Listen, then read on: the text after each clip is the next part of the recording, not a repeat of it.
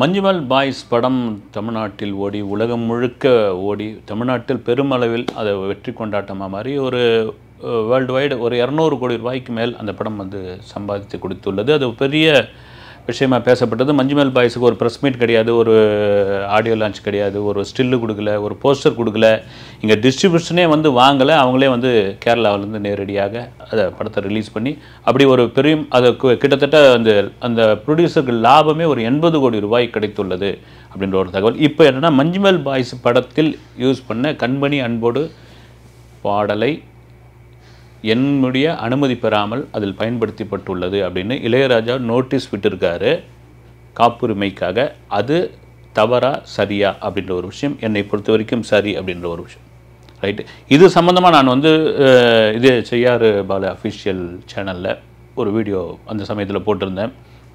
அப்போ ஒருத்தர் ரொம்ப கொந்தளிச்சார் வந்து, எப்படி மஞ்சுமல் பாய்ஸுக்கு நீங்கள் இது எப்படி வாங்காமல் போட்டிருப்பாங்களாம், அவ்வளோ அறிவில்லையா அவங்களுக்கு, அவங்க வந்து இந்த குணா கண்டென்ட்டே எடுத்து யூஸ் பண்ணியிருக்கும்பொழுது அந்த பாடல் வந்து முறைப்படி இளையராஜா கிட்ட வாங்கணும்னு அவங்களுக்கு தெரியாதா, ஆச்சா போச்சான்னு எனக்கு ரொம்ப இதுவாகி போச்சு. இவர் அந்த டைரக்டர் சிதம்பரம் தான் மார்வேஷத்தில் வந்திருக்காரா இல்லை குரலை மாற்றி பேசியிருக்காரான்ற அளவுக்கு சம்மந்தமே இல்லாத இவர் ஏன் வந்து கத்துறாருன்னு. சரி விடுங்க, அதை இப்போ பாருங்கள் வந்தாச்சு. ஓகே, இப்போ இளையராஜா நோட்டீஸ் அனுப்பியது சரியா தவறான்னு கேட்டால் சரிதான்.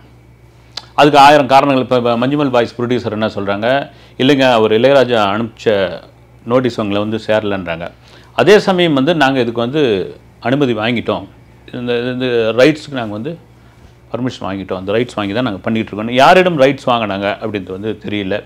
இன்னொரு தரப்பு என்னென்னா, இந்த படத்தினுடைய குணா படத்தினுடைய தயாரிப்பாளர் கமலஹாசன் ப்ரொடியூசர் கிட்ட தான் இதனுடைய பாடலுடைய காப்புரிமை இருக்குது, அவர்கிட்ட இருந்து வாங்கிட்டாங்க அப்படின்னு இன்னொரு தரப்பு சொல்லுது. இது எந்த அளவுக்குன்னு தெரியல, வேடிக்கையாக இருக்குது. இவங்க சொல்கிறது எதை வச்சு சொல்கிறாங்கன்னா, இளையராஜா முந்தைய காலங்களில், அதாவது எப்படின்னா ஒரு 80கள்லேருந்து 92 வரைக்கும் வந்து இளையராஜாவும் இன்னொருத்தரும் சேர்ந்து, சுப்பிரமணியன் நினைக்கிறேன், சேர்ந்து தான் எக்கோன்ற ஒரு நிறுவனத்தை தொடங்கி இளையராஜாவுடைய பாடல்கள் எக்கோ நிறுவனத்திற்கு அந்த காப்புரிமை கொடுக்கணும் அப்படின்ற ஒரு அக்ரிமெண்ட், அவர் சம்பளம் வாங்கும் பொழுதே அந்த அக்ரிமெண்ட் போட்டுருவாங்க. நீங்கள் வந்து இவர் முக்தா சீனிவாசனுடைய மகன் திரு முக்தா சுந்தர் வந்து ஒரு பேட்டியில் சொல்லியிருந்தார், கோடைமழை படத்துக்கு நாங்கள் 24 லட்ச ரூபாய் இளையராஜாவுக்கு சம்பளம் கொடுத்தோம், சம்பளத்தோடு சேர்த்து அந்த எக்கோ ஆடியோவுக்கு வந்து இந்த பாடலுடைய ரைட்ஸ் எல்லாத்தையும் கொடுக்கணும்னு அக்ரிமெண்ட்டில் எழுதி கொடுத்தோம், அது இளையராஜாவுக்கு தான் சேரும் அப்படின்னு சொல்லியாச்சு. 92 அவங்கள பார்ட்னர்ஷிப்பில் பிரச்சனை வந்து பிரிஞ்சிட்டாங்க. யார், இளையராஜாவும் அந்த எக்கோ சுப்பிரமணியம் அவர்களும் பிரிஞ்சிட்டாங்க அப்படின்ற ஒரு தகவல் இருக்குது. அதன் பிறகு இளையராஜா நேரடியாக தன்னுடைய பாடல்களுக்கு காப்புரிமை பெறுவது சம்பந்தமாக ஒரு லீகல் டீம்லாம் வச்சுருந்தார், அதை இன்னும் வச்சுக்கிட்டு இருக்காரு அப்படின்னு.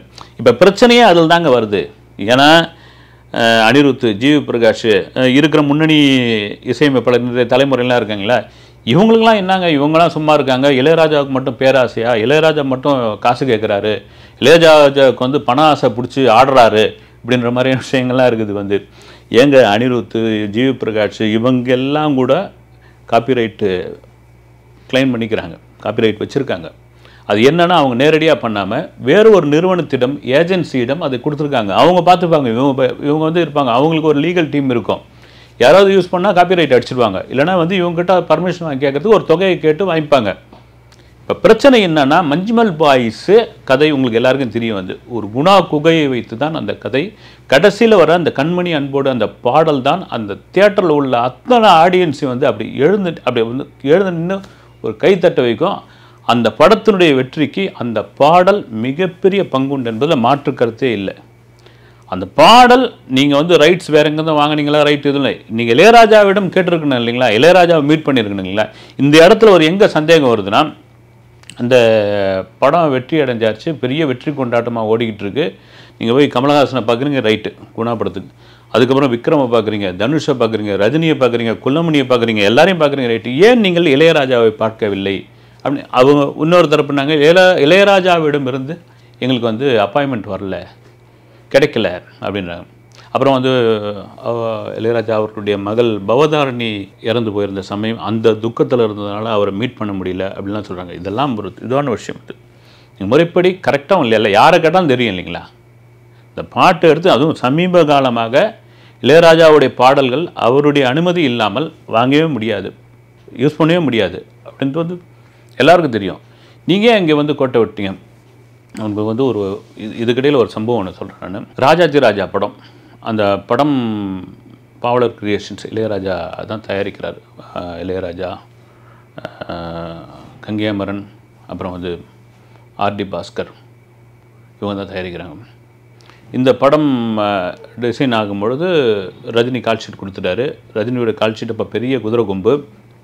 இதில் யார் டைரக்டர் அப்படின்ட்டு முடிவாகும்போது எல்லாரும் ஒட்டுமொத்தமாக நினச்சிட்டு இருந்தால் கங்கை அமரன் தான் டைரக்டர் அப்படின்னு முடிவு பண்ணியிருக்காங்க. ஆனால் இளையராஜா டிக் பண்ணுற பேர் வந்து ஆர் சுந்தரராஜன். இப்போ ரஜினியை கேட்குறாராம், என்ன சாமி நான் அமர் பண்ண போகிறாருன்னு நினச்சிருந்தா அவர் இல்லை சுந்தரராஜன் கரெக்டாக பண்ணுவாருன்னு. ரஜினிக்கே கொஞ்சம் கொலாப்ஸ் ஆகுது வந்து, என்ன அது ஒரு, ஏன்னா அப்போ பெரிய பீக்கில் இருக்கார். ஆர் சுந்தரராஜனுடைய படங்கள்லாம் ஒரு மாதிரி அது அது ஒரு ஒரு கிளாசிக்கான படங்கள், மோகனை வச்சுலாம் பண்ணியிருக்காரு. இது நமக்கு வந்து ஒரு அதிரடி ஆக்ஷன் படம் பண்ணுவாரா அப்படின்ற ஒரு டவுட் வந்து ரஜினிக்கு இருக்குது.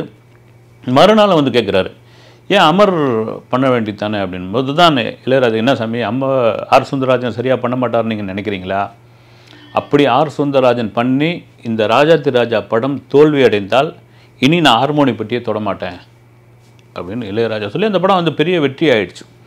ஏன்னா சிலருடைய கணிப்பு வந்து கரெக்டாக இருக்கும். அது இளையராஜாவுடைய கணிப்பும் கிட்டத்தட்ட 90% மாறாது. இதே பிரச்சனை சிங்காரவேலன் படத்துக்கும் வந்தது. சிங்காரவேலன் படமும் பாவலர் கிரியேஷன் இளையராஜா தான் சொந்த படம் தயாரிக்கிறாரு.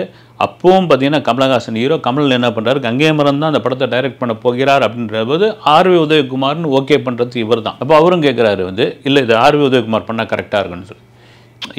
இதெல்லாம் தாண்டி ரஜினி, இளையராஜா இவர்களுக்குள்ள ஒரு எல்லா தொடர்ச்சியாக படங்கள், ஏன்னா ரஜினியோட படங்களுக்கான ஹிட்டுக்கெல்லாம் இளையராஜா ஒரு காரணமாக இருந்தப்போ பாட்ஷா படத்திற்கு இளையராஜா தான் மியூசிக் பண்ண வேண்டிய ஒரு சூழ்நிலை.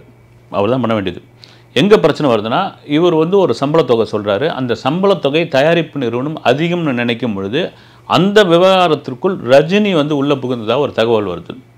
அப்போ இளையராஜா டென்ஷன் ஆகி, ஏன் சாமி நீங்கள் கூட இந்த சம்பளம் வாங்குறீங்க, நீங்கள் கூட அதிகமாக சம்பளம் வாங்குறீங்க, நான் ஏதாவது கேட்குறேன்னா ஏன் என் சம்பளத்துக்குள்ளே நீங்கள் குறுக்க வரீங்க அப்படின்னு சொன்னோடனே அதற்கு அந்த படத்தினுடைய தயாரிப்பாளர் மறைந்த ஆரம் வீரப்பன் டக்குன்னு வந்து தேவாவை போட்டு இந்த படத்தை பண்ணலாம் அப்படின்னு சொல்லி பாட்ஷா படத்திலிருந்து அவர் 2 பேருக்கும் வந்து ஒரு இடைவேளை விழுந்தது.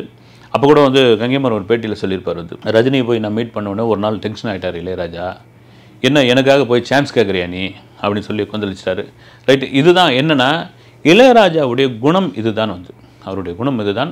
இளையராஜா ஏதோ பேராசை பிடித்தவர், பணத்துக்காக அலைபவர். அதாவது வந்து பணம் பணம் பணம் பணம், எனக்கு வந்து இங்கே யாராவது பாட்டு கேட்டால் பணம், அங்கே யாராவது பாட்டு கேட்டால் பணம், யாராவது செல்ஃபோனுடைய ரிங்டோன் ஒழிச்சிட்டு இருந்தால் போய் வந்து எனக்கு ஒரு 1000 ரூபா கூட என் பாட்டு ஒழிக்குதில்லை அப்படின்ற கேட்குற அளவுக்கு அப்படி ஒன்றும் பணத்தின் மீது அரகண்டான ஒரு நபர் கிடையவே கிடையாது. நம்ம விசாரித்த வகையில் பல படங்களுக்கு ஃப்ரீயாக பண்ணி கொடுத்துருக்காரு வந்து. இயக்குனர் நடிகருமான சங்கிலி முருகன் அவர்களோட சொல்லியிருக்காரு வந்து, ஒரு தடவை வந்து ஒரு படத்தை ஒருத்தர் எடுத்து முடிச்சுட்டு அதை போட்டு பார்த்த பிறகு அத்தனை பேர் குக் பண்ணுறாங்களாம்.